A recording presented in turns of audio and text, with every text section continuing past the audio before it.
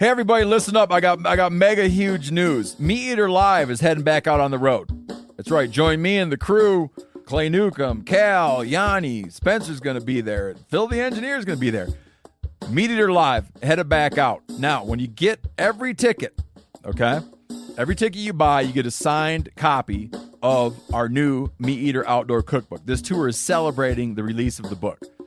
Buy a ticket, get a signed copy, Meat Eater Outdoor Cookbook, wild game recipes for the grill, smoker, camp stove, and campfire, which I'll point out is a $38 value. Here's where we're going to go. April 23rd, the Mesa Art Center in Mesa, Arizona. April 24, the Balboa Theater in San Diego. April 25, the Grove in Anaheim, California. April 27, the Crest Theater in Sacramento. April 29, the Union in Salt Lake City. April 30, the Egyptian in Boise.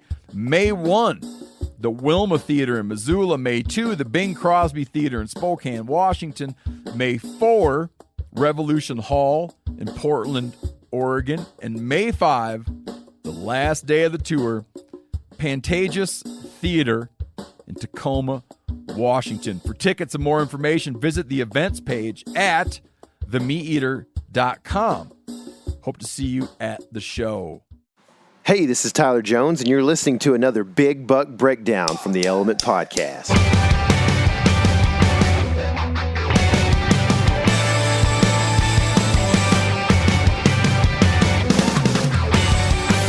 What is good, everybody? Today, we have a cold killer on the podcast. This dude has already been on this podcast for the same reason he's on it today, killing a big monster buck. And it happens to also be on public land, just like the last one. This dude knows what he's doing, and I'm glad we had him, I think, for episode 18, I believe, talking about big timber tactics. But Erik Barber is the guy. He's a good friend of ours. Casey, what do you like most about Erik? Dude, Erik Barber is one of those smiley kind of people. Yep. Erik is always, like, excited to talk to you, like, glad that you are speaking to him. Like, just, man, and this goes beyond hunting, but just being that kind of person and knowing those kind of people just improves your quality of life. Sure. Because it's good to have joyful people around, and Erik's joyful. Yep, yeah. absolutely. And besides that, he's a stone cold killer joyful. And hey, I mean, if I was killing that many deer, I'd probably be pretty joyful right. too. That's right. Dude. Instead, I just moped the whole time we drove back the other day. I kind of like, I don't think you were really wanting to do that, but then like I did it, and then it was like we just fed off each other, and we were both like, oh, we're dumb, we're idiots. Oh. Yeah. So, but yeah, Erik's gonna talk about a buck that he killed, and man, he's got a cool story. This one's actually a pretty long big buck breakdown as compared to usual. But it's the second thing I like about Erik Barber. That dude will tell a story. He will. You don't have to milk it out of him, man. That's right, man. Yeah, he's a good not going to storyteller. give you that one-word question like no. Yeah. So anyway, like I said, Erik's a good friend of ours, and we are glad to know him and to be able to draw information out of him. So yeah, sit back, listen to this cool story. All right, so on the phone now, one of my favorite people that we've met doing this podcasting thing, one of the nicest guys that we've met, Erik Barber. What's happening, dude? Man, it is good to hear from you guys again, and hopefully this can keep on being a recurring thing, because Yeah. it seems every time we jump on the podcast, there's a dead deer on the ground. That's right, dude. It would be, this would be good for both parties, I think. Absolutely. So you have been just kind of living the life lately, man. I've been following you on social media for a long time, but especially lately, man. Some pretty epic shots you've been posting. What's the deal there, man?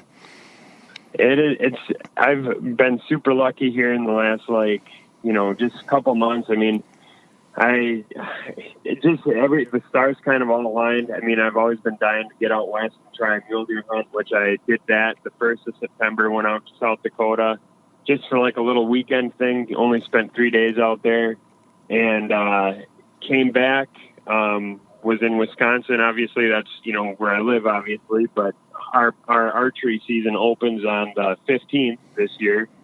So spent the 15th and the 16th doing that. Ended up killing that buck on the 16th, and then On the 18th, we left to go to Estes Park, Colorado, where we spent a week out there just kind of hiking and watching the elk out in that area. So it has been an awesome couple months here. So It's been a lot of fun. Yeah, I bet, dude. I have been to Estes Park in Rocky Mountain National Park several times. It's one of mine and my wife's favorite places to go. And so the problem is I haven't ever been there. I mean, it's like one of the elkiest places on the earth, and I haven't ever been there in September. So I'm pretty jealous of that experience that you got to have up there.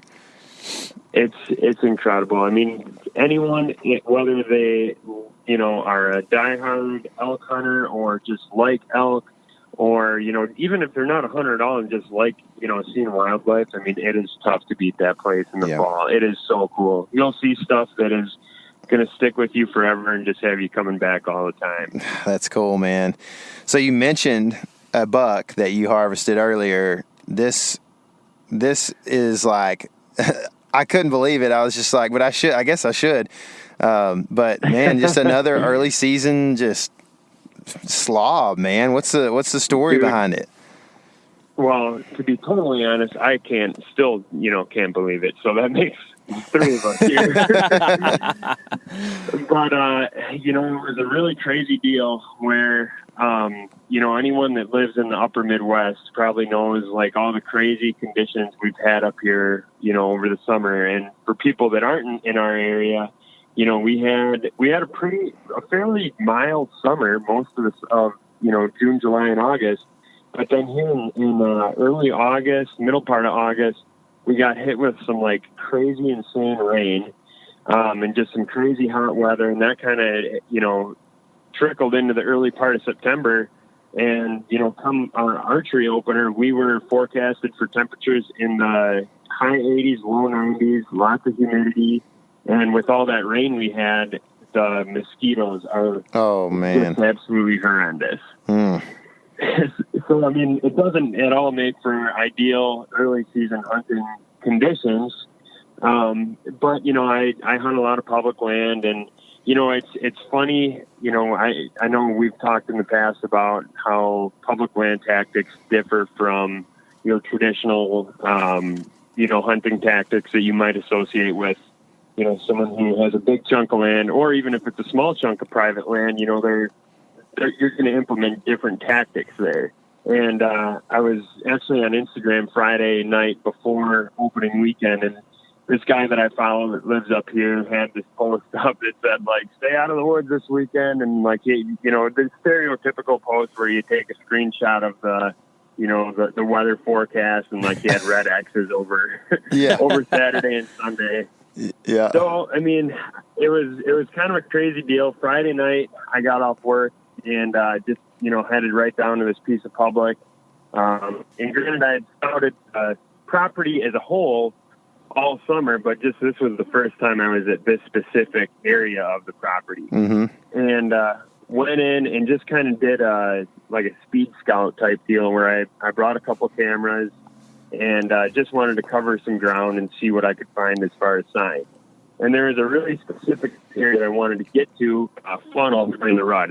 So it came down and connected down in this bottom with crops up on top on the private. And it just looked like the perfect storm for really any setup, but especially during the rut.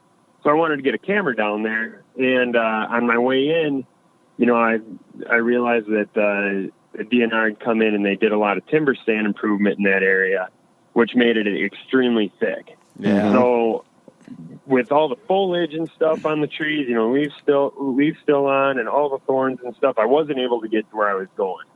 So I was kind of disappointed. I backed out and I just started walking, some of these, I guess I would just describe it as, like rolling hills. Like it's definitely hill country. But there's a lot of like CRP on these ridge tops and then falls down into these brushy bottoms. So I was just staying on top, kind of, looking for any kind of fresh rubs or fresh scrapes, anything like that. And lo and behold, I came on a series of like 5 or 6 different rubs that were not big trees by any means, but they were really like small kind of like, almost like a small cedar brush type thing. Mm-hmm. Yeah. You know, like a thorn type. You know, just a tangle of brush. You know, not really a tree, but just they were all tore up. Like you could tell that they were rough and they were just slashed. Like everything was snapped in half.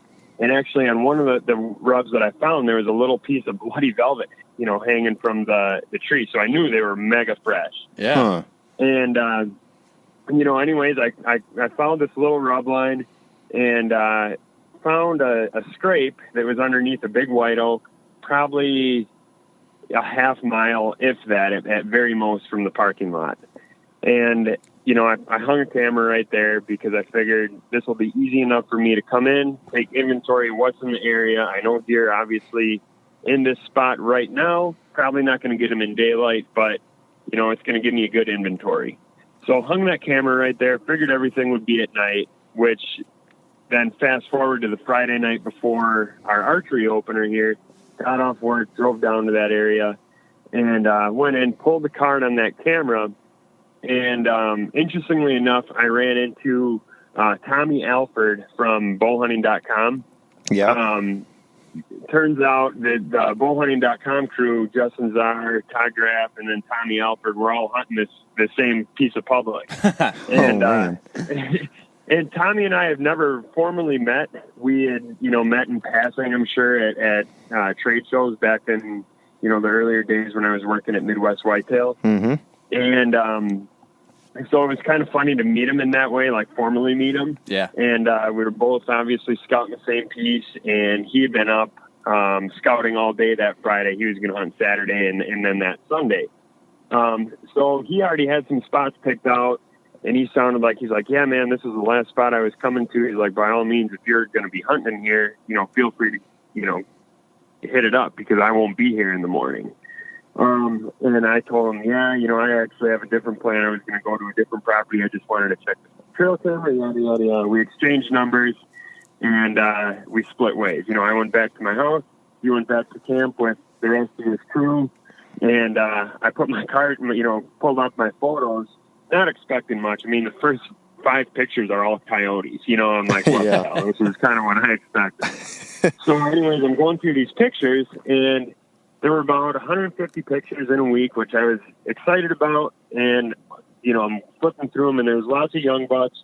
And then all of a sudden I'm starting to see like several mature bucks on this camera pole. And interestingly enough, they were all in the morning, and they were all actually on the brink of shooting light, you know, like 5:30, 6 a.m., just kind of flirting with those waning daylight hours. Mm-hmm. So right away, that changed my plans for opening morning. I texted Tommy and said, hey, man, if you're not going to be in that area, I think I'm actually going to, you know, go to this piece. He's like, yeah, go for it. I'm not going to be in there. He was going to be somewhere else. So opening morning, I'm coming into this spot, and I would wanted to get back further south of where this camera was set up. So the access is from the north. And I wanted to basically loop around and kind of J-hook back up into this oak ridge that I figured these bucks would probably be bedding close to, and, you know, obviously feeding on some acorns on their way back into bed. So long story short, I'm going in there, and this is a part of the property that I had never been to before. It was way thicker than I anticipated, and I wasn't able to get to where I wanted to be, and I actually bumped 2 bucks. One was a really good 8-pointer, which was the one that I ended up shooting, you know, the next day. And another one was a really, really good 8-pointer, probably 145, 150 inch deer. Oh gosh. And I was kind of bummed out at first, but at the same time, if you can ever envision a soft bump of a deer, that's what this was. Yeah. I had the wind in my favor, had my headlamp on, and I kind of crested this ridge, and we locked eyes. You know, their eyes lit up in the headlamp, and I could see plain as day what they were. We just kind of looked at each other for 30 seconds, and they just kind of turned and walked straight away. Mm-hmm. So I just stayed stationary for a couple minutes, backed out, and just hung a stand up on the top of this, actually an alfalfa field that looks down into all this stuff where those deer were. Just wanted to get up, and basically at that point I was aborting my mission of getting way in where they were bedding and just kind of wanted to hang from afar. So did that, and I didn't see anything that morning. That afternoon, went to a different spot, and got skunked. But that Saturday afternoon, Tommy actually hunted that property. I told him, this is what I saw. This is where I saw it. He didn't have a trail camera in that area, but I kind of told him that there were a couple nice bucks there, and that they'd definitely be worth, his time given to sit there. So we went to different areas. He went to the place, actually almost the exact tree that I hunted Saturday morning. He hunted Saturday evening, and at the end of the day, Sunday morning, we connected again. Hey, what'd you see? And he said that he saw a couple decent bucks come out into this alfalfa field, which he was not going to hunt that evening. So, as we kind of mentioned, I was in Estes Park from the 18th through like the 24th. So this is now September 16th. This is Saturday of our opener, or Sunday, of our opener. I wanted to do just an evening sit, and I basically wanted to do an observation where I could see where these deer were coming out. I had a good idea where they were bedding, but given that it was, a feels-like temperature of 91, very humid, it didn't line up. So I didn't want to push in and get super aggressive because I knew I would have a lot more time, coming up here after I got back to my vacation. Mm-hmm. So, long story short, I hung on the north end of this alfalfa field with a pretty decent southerly breeze. Saturday evening, there was next to no wind, and Sunday evening, there was a probably 7 to 10 mile an hour. Just, a decent breeze, what we all kind of look for, especially on those afternoon hunts. I feel like when it's dead still, things kind of just don't move. Yeah. And this was just enough wind to make you feel like, you might have a chance tonight. Mm-hmm. So, anyways, got set up in this area, in this spot. And when I accessed this area, I switched it up a little bit from the way that I did the previous morning. Rather than parking in the parking lot, being that this was going to be an afternoon hunt and I would have to park in that lot in broad daylight rather than in the dark, I surpassed it and parked maybe about a quarter mile down the road and came in an area where if any deer were bedded near the parking lot, which is just really good deer habitat, it's really thick, a lot of natural browse for them in there. Mm-hmm. I wanted to park away from that because I figured in the event that they are sitting in that looking up towards the lot, I didn't want them to see. Okay. So, the reason I mentioned that is that I think really ended up being an absolute key factor in this hunt because I didn't come in at all very far. I was only, I mapped it out on OnX. I was 366 yards from the parking lot. Wow. This was just a total observation. I never would have anticipated killing a deer. So get up in the stand and, lo and behold, it was super slow almost the entire evening. At 7 o'clock, a decent 2-year-old came out. And, he came out right kind of where I was expecting, which was about 250 yards in front of me. And, he comes out into the field, kind of scanned it for a little bit, and he starts making his way my direction. And as he's doing that, a doe and her 2 fawns came out at about 80 yards to my southwest, and he's on the southeast part of the field. And when he saw those, he just kind of made a beeline and went right to them. So I had, a small group of deer, 4 or 5 deer around me at about 80 yards. And I was like, okay, this is cool. I know there's deer in the area. This is something to look into when I get back from Colorado. Well, about that time, now it's about 7:15. I look back in the direction that buck came out into the field, and there's 3. As soon as you saw them, you were like, those are mature bucks. They just were rectangle, cinder blocks out in this field. Mm-hmm. So I got the binoculars up on them, and sure enough, they all were, probably in that, 125 to, the biggest one was that 150, 145 inch 8-pointer. And you know, My I'm goodness. super pumped at this point Yeah. because I know right where they came out, you know? So I'm like, man, this is exactly what I wanted. They came out in daylight where I literally pinpointed a tree. All this stuff's going through my head for a piece of shit. Not at all thinking that this is going to happen. So there, you know, we talked a little bit about how bad the bugs were, kind of, you know, the mosquitoes were terrible because of all this rain. Well, these deer were acting super goofy. When they were out in that field, those bugs had to be, you know, just so thick for those deer out there. They were shaking their heads like crazy. Their tails were going nuts. And if you've ever watched fawns kind of play together, you know how they kind of romp around. Yeah. They'll do that thing where they jump down real low like a dog, and then all of a sudden they'll just kind of do like fast little hot laps. Yeah. Well, these deer were acting similar to that. All the deer in the field, not just these bucks, but all the deer. And I'm assuming, I can't say for sure, but I would assume that was because they were being bothered by all these bucks. Yeah. Doing that, every time they do a hot lap, and these are the mature bucks, every time they kind of do that little sprint, and they would spar every now and then, they would just keep getting progressively closer. So at about like 7:20, and now keep in mind at 7:30 it's way too dark to shoot, you know. Yeah. And illegal, I think, actually was 7:28 or 7:29. And All right, I got the timer on you on that now. Yep. So the buck, there were two specifically that I thought I kind of was going to have a chance at because they were just kind of leading the pack, if you will, my direction. And one was you know, probably about 130-inch, real clean 8-pointer. The other one was this really, really big 8-pointer. And they started sparring a little bit.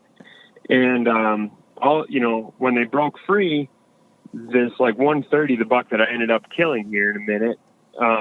Spoiler alert, I guess. Yeah.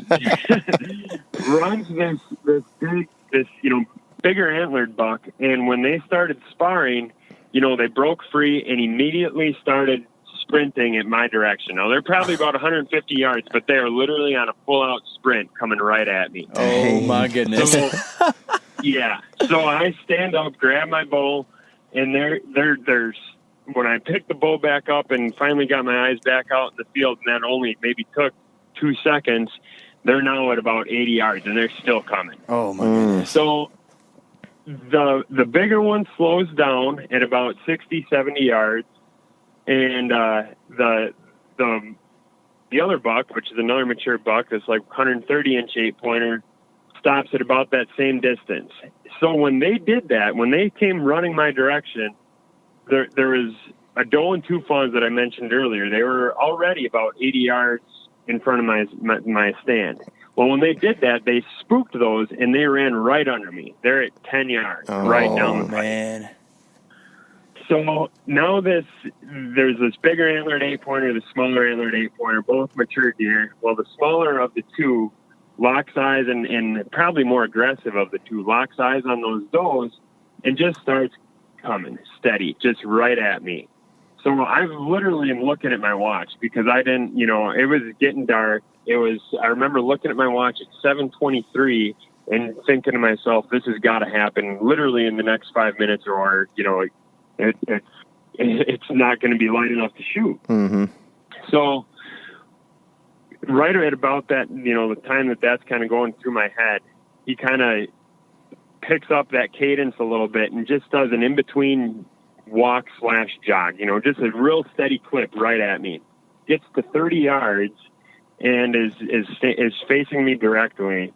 And, you know, he's looking right under the tree. Those are kind of on high alert from, you know, those bucks chasing them off.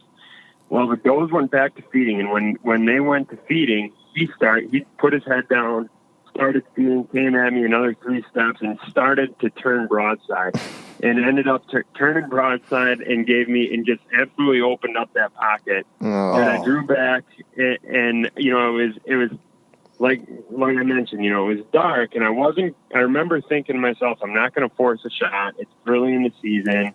You know, I don't want to screw up this early. So I'm only going to shoot if I didn't have to stop him. And, you know, I felt confident in the shot. Well, he turned broadside on his own. He's feeding, unaware of my presence, totally calm. centered the pin, and let the arrow go, and it absolutely went right where I was holding. Yes. Buck turned around.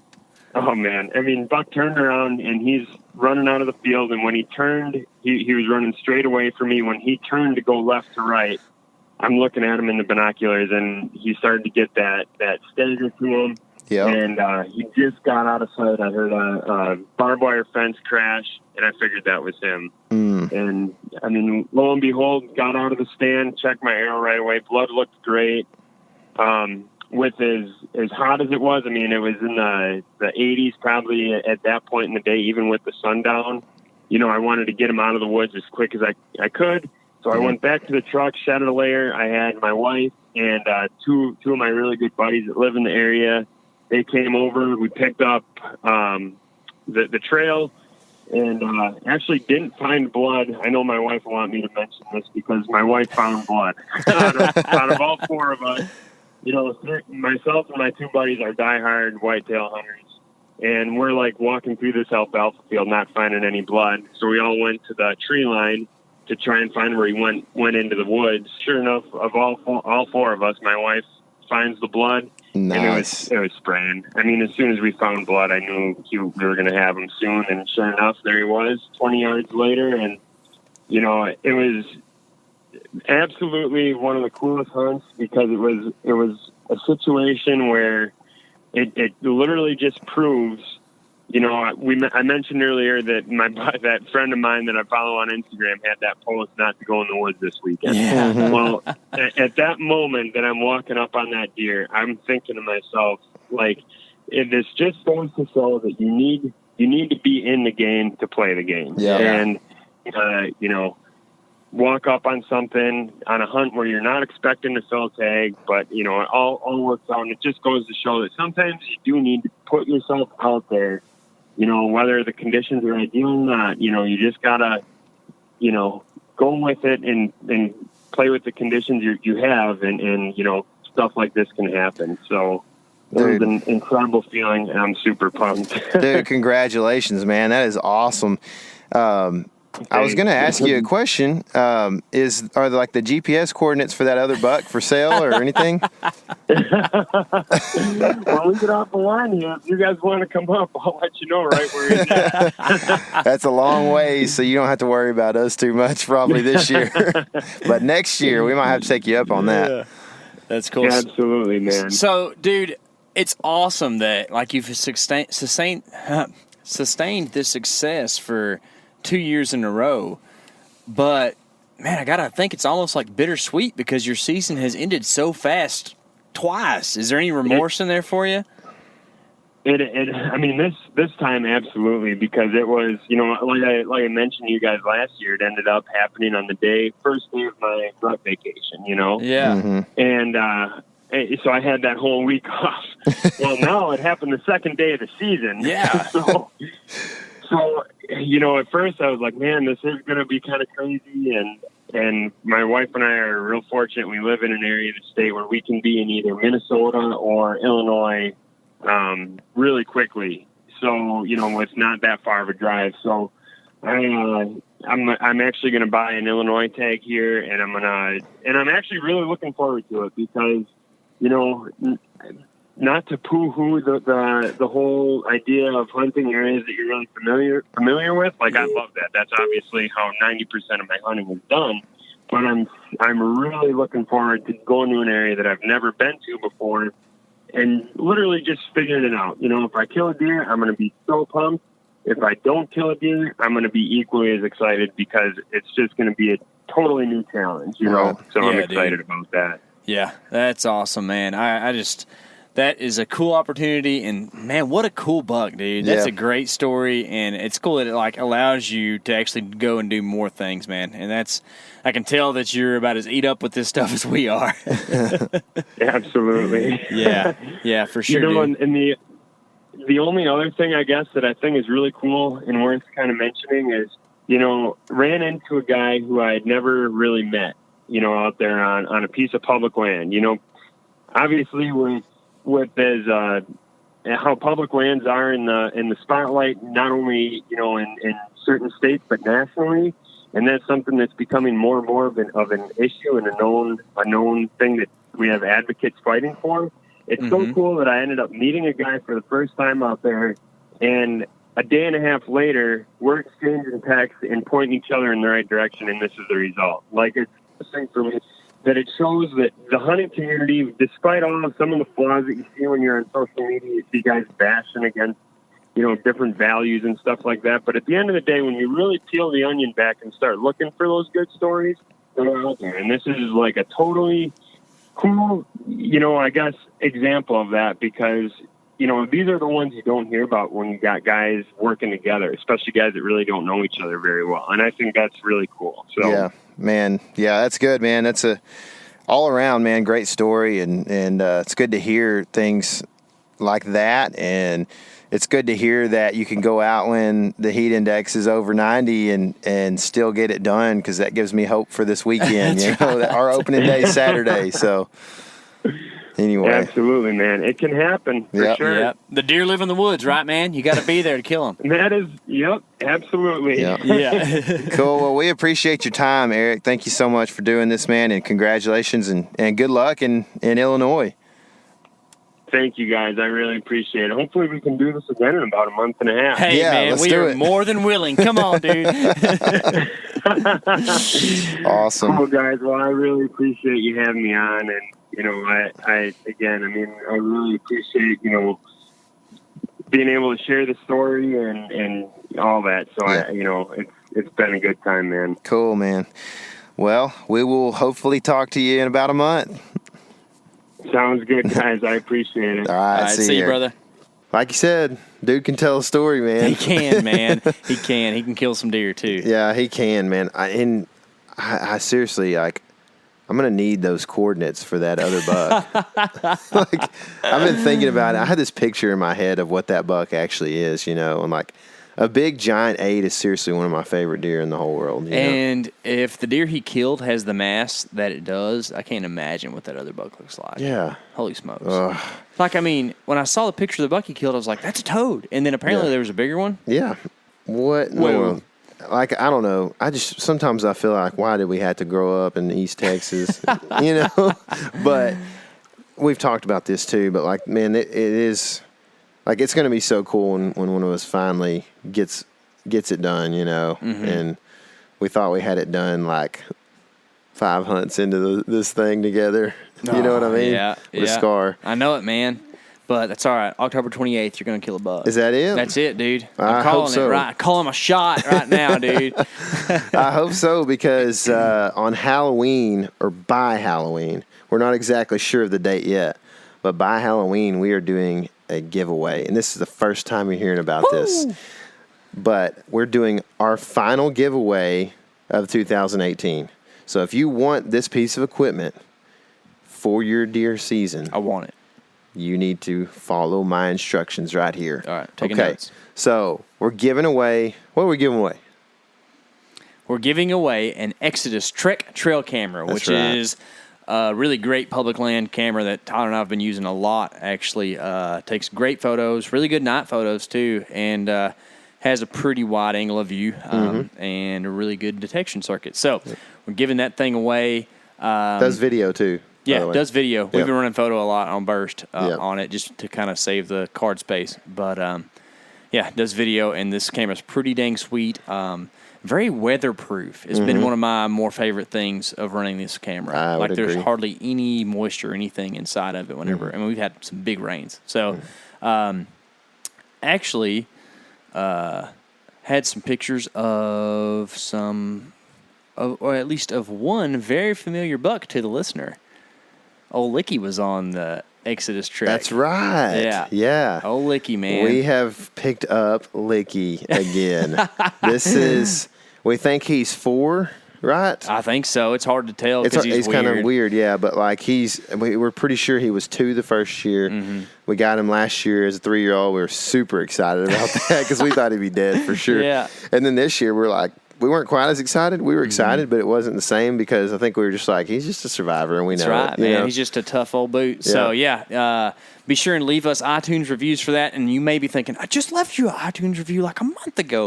If you did, don't worry, because I know that you're not the only iOS user in your household. That's right. Like there are other people. Yeah. So go grab your mom or dads or brothers or sisters or kids. A lot of you probably have kids that got iPhones nowadays. Yeah, that's right. And just leave us That's a right. review. Listen, And- I got a story real quick. Do you? We used to, when the first band that I toured in pretty extensively, we would like after the show, we'd be hanging out with people, you know, and be, oh man, y'all are cool, you know, whatever. And we would just grab their phone, and be like, hey, let me see your phone real quick. And we just download the album on iTunes on their phone. So like, if you want this camera bad enough, you should be able to be like hanging out in these groups and be like, hey, can I borrow your phone? I just need to give a review on iTunes real quick. And you just put your code name in that you know, so that when you listen to the podcast, you know, make a note on your iPhone and make sure you got all your code names in there. And when we call your code name, you'll know it on the podcast, and you'll be able to win that Trek Trail camera. I'm about to get all my youth kids' phones. That would be awesome, dude. Like 16 of them. No, I'm kidding. I'm not going to do that to y'all. But if you have a youth group, There you or go. a part of a church group or whoever, a big group of people, just Your grab church the- group surely would be able to want you. Well, they would want to help they'll you hook out. you up. Yeah, man. they want to help exactly. you out for sure. So just get your friends, get your families' phones, and leave us a review and win this camera by.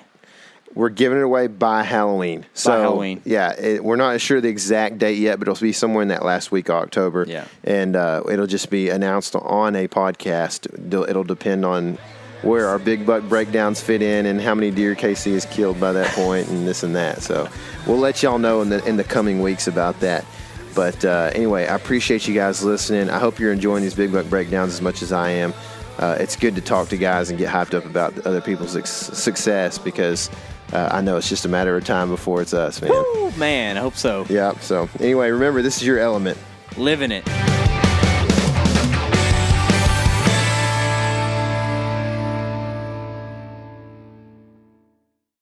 Hey everybody, listen up. I got mega huge news. Meat Eater Live is heading back out on the road.